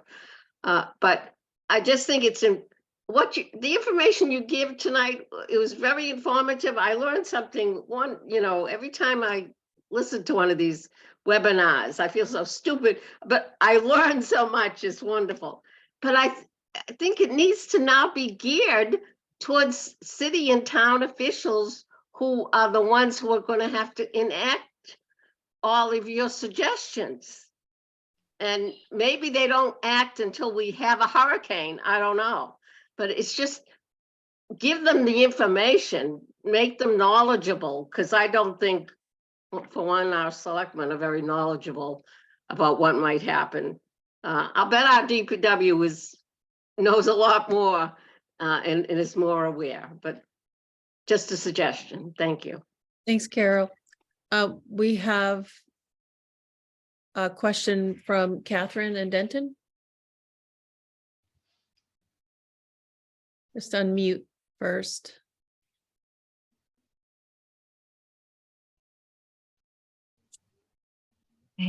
There. Are we unmuted? Yes. Yeah. Yes. Yes. I want to comment, first of all, on the rich content that has been presented here in each of these seminars, and also in the people who are contributing, and also in all of the scope that people have pointed to, federal, state, local, the various slices of the ecosystem that are involved, vegetation, birds, water, the whole complexity. I've seen this over and over again where issues of organizations and communities and states and even in the federal government working in Congress, it looks overwhelming. And it could stymie progress, because if we go to one part of it, like the city council, or to an issue within the city of government, it's going to be very complex, and even that's overwhelming. Even to change a culvert is going to be a challenge, because that culvert on Witham Road, there are people who don't want that changed. And that's community organization, and it's outreach, and it's also working with the state, and it's also getting some funds for it. These little projects are micro systems themselves. If we select wisely 2 or 3 starting points and build community stakeholders around it, this is community organization. We learned it in the 60s. I think we've seen it over and over again. We don't see it quite so much right now. But the local communities, and this is where I would make the pitch for a conservancy, or I saw it in our early days of the Friends of Good Harbor with all the involvement. Now we need a new entity for that. But when the community gets together, a local community around a pilot project like Good Harbor, and says, let's do 2 or 3 things right now, what Jayne was talking about, and let's be successful with that. But let's also have that master plan so that we know that it's a part of a whole, and we can see how it leads. And it's data-based. It's got to be with the experts, which we have here. And then we build on that, and other people take notice, and we can raise the funds. Not for everything. We may not select wisely. We would fail.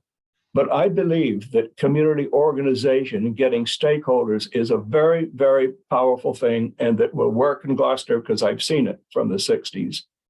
I happened to be in Congress at the time when I guess Tip O'Neill was given credit at one of his speeches that all politics is local. But I saw it very clearly. That's where it comes from. And then it fans out for the engagement. So I think that this has been a very productive series with regard to the larger scope, but it's not about overwhelming. It's about finding the opportunity of the place to begin and to build it over the next 2 to 3 years and have that scheduled for 70 years so that we can see that we're doing the right thing. I don't think we'll pick as an initial project removal of Thatcher Road or any of these larger subjects. But I think that when we pick the right one, whether it's a culvert or whether it's that area that's east of the parking lot and really work on it, that it can take off. I can't imagine anything else that would work better than community action at the local level, supported by a structure like this. We've never had a structure with this many people interested, this many experts. That's my Thanks so pitch. much, Denton. Jayne, I want to ask Chris a question to close us out. Go ahead, Jayne.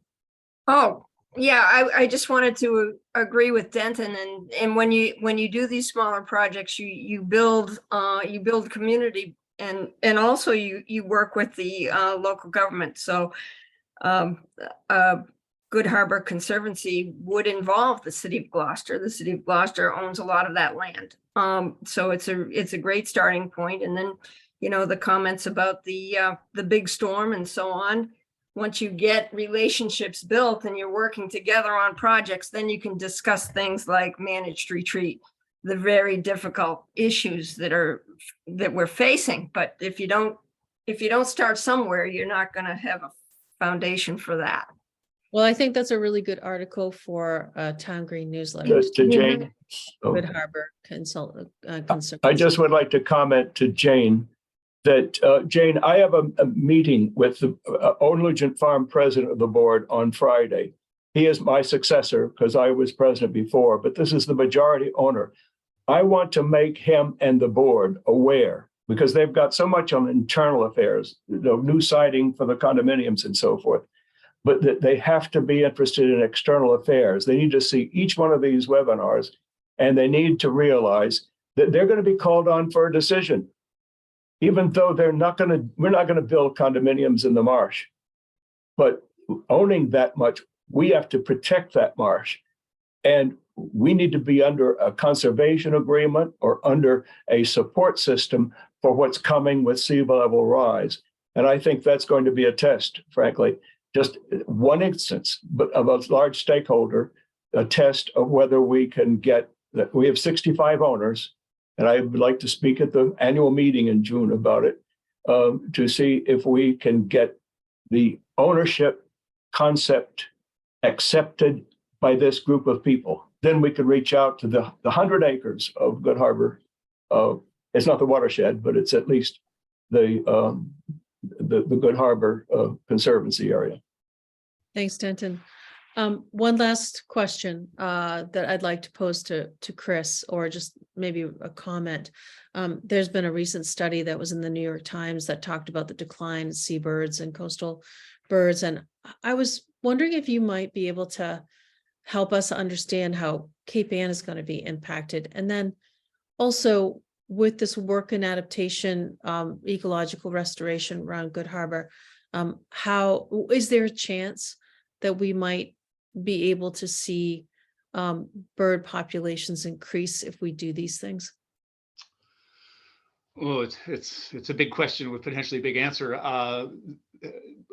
Bird life is not doing well in general. There are songbirds are declining just over in North America, for example. We've lost something like 30% of all songbird populations across North America. We're talking about billions of birds, kind of largely due to impacts such as decline of insects that most of these birds feed on and feed their young on, due to pesticides and things like that. Moving to the coastal areas, we of course are facing an epidemic of bird flu. And while we haven't seen as much decline in coastal bird species as some places in Britain, One of the species that I didn't show because they're a little farther offshore most of the time is something called the northern gannet. It's a albatross-sized black and white bird. Some of you may know about it. It occurs in huge colonies in Canada, for example, but in Britain there are famous colonies. And recently, in the last couple of years, those colonies of gannets, as well as a gull called the kittiwake, as well as some of these auks, I showed a picture of one species, have just been decimated. I mean, thousands and millions of birds just dying from bird flu. Given the nature of epidemics, human and bird, I don't see us avoiding that entirely. Eventually, there will be more of that, and we'll be seeing more dead birds around. In terms of what we can do about that, well, you know, in some cases it's kind of intractable. There are also, one of the things that I didn't mention, I meant to, was that marine scientists are now saying that the seas are at higher levels of warming than they've ever seen before. That's going to have a huge effect on the mollusks and shellfish and things and finfish, either moving their ranges elsewhere or simply dying in place. And that, of course, has an immediate impact on the birds that I showed you that feed on those things. So I guess the best I can offer is, you know, paying attention to what's going on in terms of these very negative effects that may be happening, and then to the extent that we can mitigate them. And I think when it comes to the kinds of strategies that were discussed in terms of what is, you know, as it's been pointed out, inevitable, the sea is going to rise. That's going to create changes to think about and try to mitigate in advance the destruction of the ecosystems that these birds depend on. For a certain period, there'll be the ability to, for some of these ecosystems to migrate inland. But in some cases, you know, the feeding grounds, I showed you that open stretch of Good Harbor Beach in the beginning, they're going to be, they're not going to be any low tides. And so those feeding grounds for those birds that use those are not going to be available, or at least they're not going to be as extensive as they have been in the past and even now. So I can't offer a lot of, you know, sort of band-aids for this one. There's a lot of specific issues, and there are some indications. Something like salt marsh sparrow, I think there's enough studies been done on that we probably can do some mitigation efforts. I'm not sure that, you know, the Good Harbor Marsh is the place to focus that, since it's a relatively limited habitat. But I think choosing the right species or the right group of species and their associated habits may be the way to go.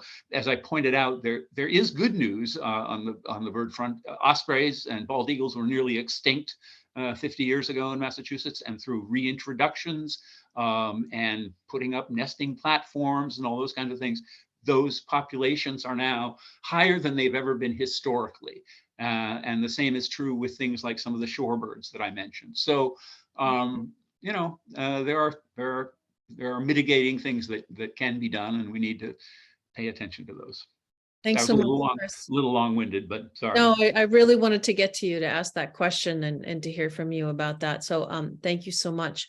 Thanks to Chris, and thanks for Charles and Kira for being with us. Jayne, as always, you're a wonderful presenter and host. And thank you all for being with us this evening. We're going to close out the webinar right now. Our next webinar series will be focusing on Essex and Manchester by the Sea. And more information will be found in our newsletter. And the next major event that's coming up that you are all invited to, and I hope that you will attend, is a public forum on June 1st that's being presented by the Harvard Graduate School of Design, the Town of Manchester by the Sea Water Alliance, and the Cape Ann Climate Coalition. And that's going to be focusing on the ecological restoration. There'll be 2 panels, and it's going to be held at the Gloucester Unitarian Universalist Church on Church Street. So please join us on June 1st from 5 to 8 p.m. Again, more information in our Town Green newsletter. And thank you all. Have a good evening. Thank you, Maureen. Sure. Thanks, Maureen. Thanks, everyone.